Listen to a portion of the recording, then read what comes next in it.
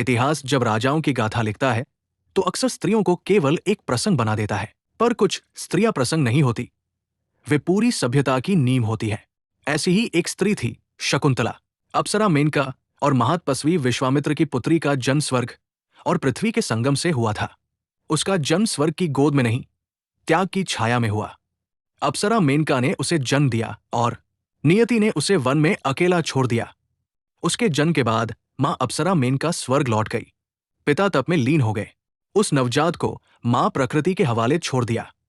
हिंसक वन में भी कुछ शकुंतों पक्षी उसकी रक्षा करते रहे। उन्हीं शकुंतों के नाम पर उसका नाम पड़ा शकुंतला। एक दिन महर्षि कण्व ने वन में उस बालिका को देखा, उसे उठा लिया। कोई प्रश्न नहीं, कोई संदेह नहीं, उन्होंने उसे पुत्री मानकर पाला। शकुंतला आश्रम की शांति में पली, तप और मौन के बीच बड़ी हुई। उसी वन में एक दिन कुरुवंश के महान पूर्वज राजा दुष्यंत शिकार करते हुए पहुंचे। राजा दुष्यंत ने वन में शिकार खेलते हुए शकुंतला को देखा, जो अपनी सहेलियों के साथ वन में घूम रही थी। तब राजा दुष्यंत उनका पीछा करते कण्व ऋषि के आश्रम पहुंचे। वो शकुंतला पर मोहित हो गए। शकुंतला भी उनकी ओर आकर्षित हुई। दो आत्माएं बिना शब्दों के जुड़ गई। उस समय कण्व ऋषि आश्रम में नहीं थे। दोनों ने गंधर्व विवाह कर लिया। गंधर्व विवाह, जहां न मंत्र होते हैं न अग्नि, केवल प्रेम की स्वीकृति ही विवाह होती है। हिंदू धर्म में 8 प्रकार के विवाह ब्रह्मा, देव, आर्ष, प्राजापत्य, असुर, गंधर्व, राक्षस व पैशाच में से एक है। इसे आज के समय का प्रेम विवाह का प्राचीन रूप भी कह सकते हैं। यहां तक कि इसमें बड़ों की आज्ञा और उपस्थिति की जरूरत नहीं होती थी, और ना ही किसी पंडित की। और ये विवाह पूरी तरह से मान्य थे। बिना किसी रीति रिवाज के आपस में विवाह कर लेना गंधर्व विवाह कहलाता है। शकुंतला के साथ एक माह वन में बिताकर राजा दुष्यंत वापस अपने राज्य जाने लगे, और उन्होंने शकुंतला से वापस लौटकर उन्हें ले जाने का वादा किया। विदा के समय दुष्यंत ने अपनी अंगूठी देते हुए कहा, मैं लौटूंगा और तुम्हें राजमहल ले जाऊंगा। राजा चला गया और शकुंतला प्रतीक्षा करने लगी, पर नियति मौन नहीं थी। राजा के जाते ही शकुंतला उदास रहने लगी। वो हर पल दुष्यंत के ख्यालों में खोई रहने लगी। वो गर्भवती थी और भविष्य से अनजान थी। ऋषि कण्व अभी तक लौटे नहीं थे। एक दिन वो इसी तरह आश्रम में अकेली बैठी राजा की याद में खोई हुई थी कि ऋषि दुर्वासा ने आकर पुकार लगाई। उनकी पुकार शकुंतला ने नहीं सुनी। दुर्वासा ऋषि का क्रोध तो जग जाहिर है। 2-3 बार पुकारने पर भी जब शकुंतला ने नहीं सुना तो ऋषि दुर्वासा को क्रोध आ गया कि शकुंतला ने ऋषि का आदर सत्कार नहीं किया। तो उन्होंने श्राप दे दिया कि जा तू जिसे याद कर रही है, जिसकी यादों में तू खोई है, वो तुझे भूल जाएगा। गर्भवती शकुंतला ने ऋषि से अपने किए की माफी मांगी। ऋषि का दिल पिघल गया। उन्होंने कहा कि उसकी दी कोई निशानी दिखाने पर उसे याद आ जाएगी। जब कण्व ऋषि वापस लौटे और उन्हें शकुंतला के गंधर्व विवाह के बारे में पता चला तो उन्होंने अपनी पुत्री के विदाई की तैयारी शुरू कर दी। शकुंतला गर्भवती थी, इसलिए ऋषि ने शकुंतला को अपने एक शिष्य के साथ राजा दुष्यंत के पास भेज दिया। यात्रा लंबी थी। जब वे नदी पार कर रहे थे तो शकुंतला नाव में बैठी हुई नदी के पानी से खेलने लगी।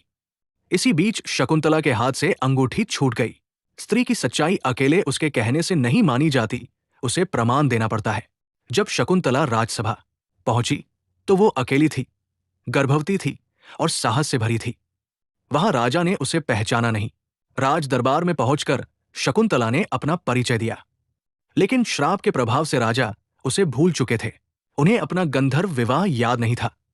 शकुंतला को ऋषि दुर्वासा के शब्द याद आ गए कि जब वो कोई निशानी देखेगी तो उसे सब कुछ याद आ जाएगा।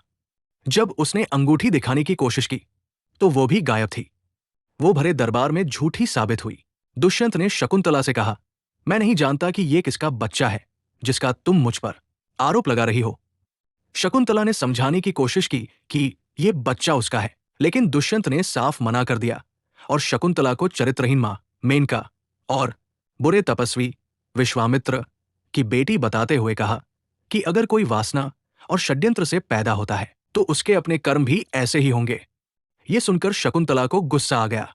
ऐसा पहले कभी किसी ने नहीं कहा था। शकुंतला को बहुत अपमान महसूस हुआ। उसने अपने साथ आए शिष्य को वापस भेज दिया। इतना अपमान सहने के बाद वो अपने पिता के घर वापस नहीं लौटी।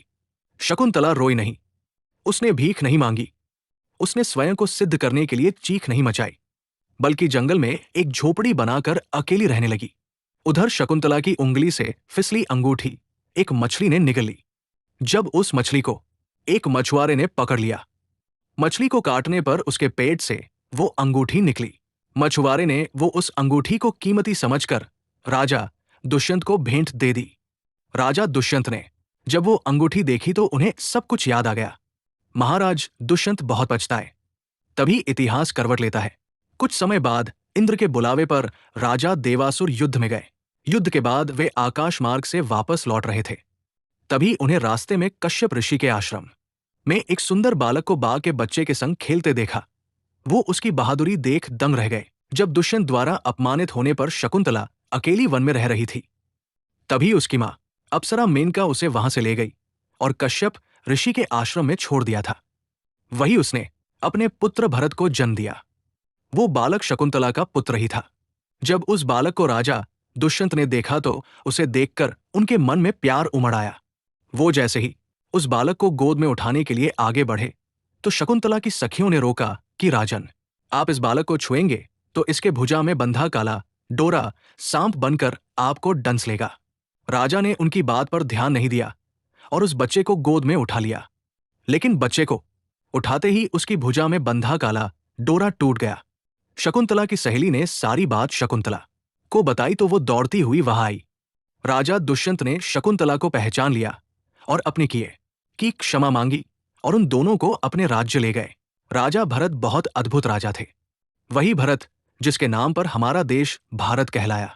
सम्राट भरत पुरु के वंशजों में से एक थे। इन्होंने अपने पिता राजा दुष्यंत की चंद्रवंशी परंपरा को अपनाया। राजा भरत ने लंबे समय तक राज्य किया। ये भी याद रखना चाहिए, भारतवर्ष का नाम जिस भरत पर पड़ा, अगर भरत महान बना तो इसलिए नहीं कि वह राजा का पुत्र था, बल्कि इसलिए कि वो एक अपमानित स्त्री का पुत्र था जो टूटी नहीं। उसके पीछे एक स्त्री का मौन संघर्ष था। शकुंतला कोई कमजोर स्त्री नहीं थी। वो बस अपमान के आगे झुकी नहीं और शायद इसीलिए उसका पुत्र चक्रवर्ती सम्राट बना। भारत की आत्मा केवल राजाओं से नहीं बनी, बल्कि शकुंतला जैसी स्त्रियों की चुप सहनशीलता से भी बनी है। एक साम्राज्य बनाने के लिए एक स्त्री को कितनी पीड़ा से गुजरना पड़ता है। राजा भरत ने लंबे समय तक राज्य किया। इन्होंने विदर्भ के राजा की 3 पुत्रियों से विवाह किया, परंतु इनके कोई भी संतान नहीं थी। इन्होंने ऋषि भारद्वाज के योग्य पुत्र विरत को गोद लिया और राजा बनाया।